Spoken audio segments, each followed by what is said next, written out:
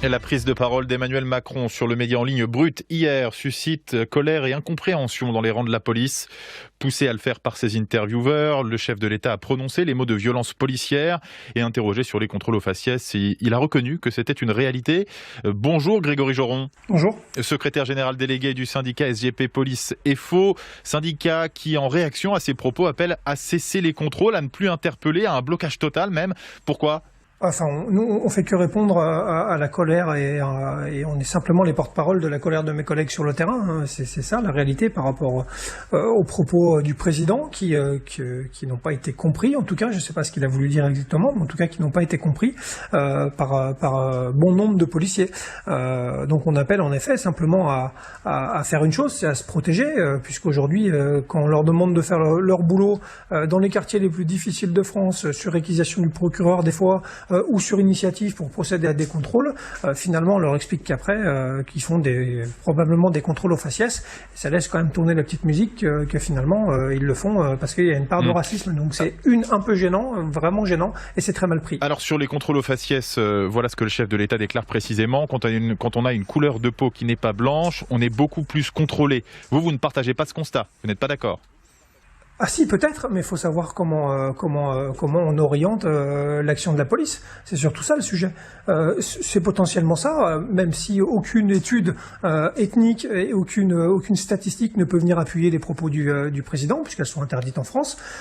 Mais par contre, la réalité des fonctionnaires de police, c'est qu'ils travaillent dans des quartiers ghettoisés par des politiques sociales depuis des années, qui fait qu'on a une population qui est issue de l'immigration et on demande aux policiers de travailler dans ces quartiers-là, de lutter contre les stupéfiants, d'avoir de la présence et évidemment de faire des contrôles. S'ils ne le font pas, le soir quand ils rentrent, on leur dit vous avez pas fait votre boulot, vous avez contrôlé personne. Et quand ils le font, on leur dit finalement vous contrôlez probablement trop de personnes de couleur. Donc on a un vrai souci de réalité.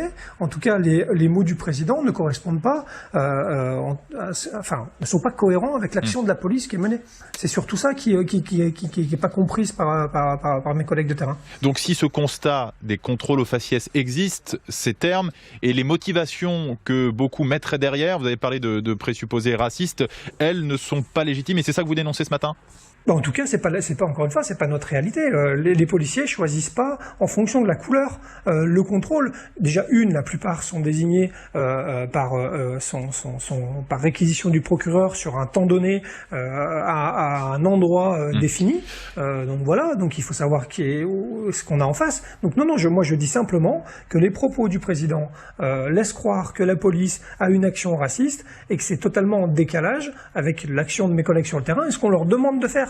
C'est surtout ça, on leur demande d'aller contrôler, on leur demande d'aller lutter contre les stupéfiants, on leur demande des fois sur réquisition d'être à des endroits pour contrôler des personnes. Il faut qu'on aille jusqu'au bout alors qu'on fasse réellement des statistiques ethniques. Emmanuel Macron a employé du bout des lèvres les termes de violence policière après plusieurs relances des journalistes de Brut, rappelant aussi que les violences existaient envers les policiers, appelant à ne pas généraliser. Qu'est-ce qui vous gêne là-dedans ? Sur le terme de violence policière, il a déconstruit par la suite. Donc, il a essayé quand même de déminer cet aspect-là, même si la petite phrase en disant je vais vous le dire pour vous faire plaisir, je suis pas sûr que le président doit faire plaisir aux journalistes s'il lui demande de répéter quelque chose. Mais quand même, dans votre message sur les réseaux sociaux, vous écrivez nous sommes violents, n'interpellez plus. Vous dénoncez donc ce constat, a priori une forme d'amalgame qu'aurait fait le chef de l'État. C'est le sens de votre message. Oui, mais en même temps, c'est un peu ça, puisque de toute façon, aujourd'hui, regardez, on contrôle parce qu'on nous demande de le faire, et quand on le fait pas, on nous dit qu'on fait pas le boulot, et quand on le fait, on nous explique qu'on le fait mal. On utilise la force pour interpeller parce qu'elle est légitime et elle est dans un cadre légal. On est de toute façon pointé du doigt en permanence et ça c'est vraiment le ressenti d'une de mes collègues. C'est la citadelle assiégée. On est en formation torture romaine et on en prend de partout des coups. C'est ça la réalité. Moi je ne suis que le porte parole de mes collègues sur le terrain. Voilà, c'est simplement ça. Donc en effet, aujourd'hui, si on veut être accusé de rien, eh ben, il vaut mieux lever un peu le pied pour se protéger psychologiquement, juridiquement, administrativement. On voit bien qu'il y a un malaise sur l'emploi de cette expression violence policière, mais il y a aussi l'importance de nommer les choses. Vous, quel mot est-ce que vous employeriez quand on voit des images de policiers qui peuvent frapper quelqu'un qui n'a rien à se reprocher? Alors, je ne veux pas faire de débat de sémantique, ça va pas être super intéressant. Mais le débat, il quand existe même, déjà. Violence policière, c'est quand même Oui, mais rattaché, mais je l'ai dit 200 fois, donc évidemment je suis pas président, donc ça porte moins. Mais dire violence policière, c'est simplement rattacher un mot avec une institution. On est les seuls quand même à souffrir de cette image-là. On ne parle pas de violence éducative pour l'éducation nationale quand un élève se fait punir. Vous voyez ce que je veux dire? En fait, c'est quelque chose qui est totalement dévoyé. Moi, quand je vois en effet, ou quand des collègues sont coupables ou se rendent coupables c'est des usages de la force disproportionnés ou des violences illégitimes. Les violences policières, ça n'existe pas parce que ça veut dire qu'on les rend institutionnelles. Et c'est une erreur, et c'est ce qui rend aussi très peu service à mes collègues depuis 1 an et demi, 2 ans que cette expression tourne partout sur les médias et tout le monde l'emploie de manière décomplexée. Alors, votre appel à ne pas interpeller, à ne pas contrôler en réaction à ces propos, c'est comme ça que vous exprimez votre colère. Est-ce que cet appel est suivi des faits? Comment concrètement ça se passe si des policiers voient une infraction, voient une bagarre peut-être? Alors, encore une fois, c'est notre appel parce qu'il fait écho à la colère de nos collègues et à nos remontées de terrain. Voilà, je veux pas inverser la pyramide. C'était le ressenti hier soir.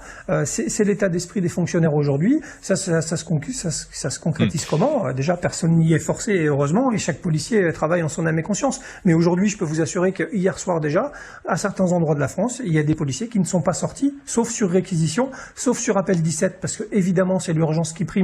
Et les fonctionnaires de police ne vont pas laisser les gens se faire agresser ou un cambriolage en cours. Mais pour le reste, ils ne vont pas prendre d'initiative. Dernière question, Grégory Joron, comment est-ce qu'on peut sortir de cette situation, une défiance des policiers envers la classe politique, d'une partie de la population envers sa police? Quelles propositions, que faire?